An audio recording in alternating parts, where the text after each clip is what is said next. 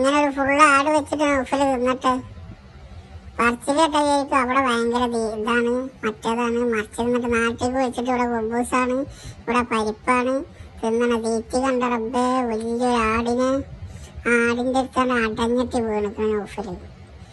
ഇനി എന്ത് തിന്നാനുള്ള നൗഫലേക്ക്?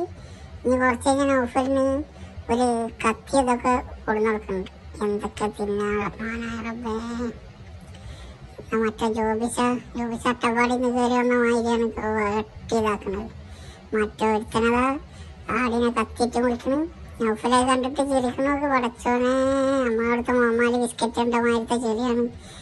ആടിനെ കത്തിയിട്ട് മുറിക്കണുണ്ടപ്പോൾ നൗഫല് ചിരിക്കണം. കയ്യിട്ട് വരണം നിൽക്കണൊക്കെ അതാ കണ്ടാ അല്ലാത്ത അത് മറിച്ചിട്ട് കൊടുത്ത്.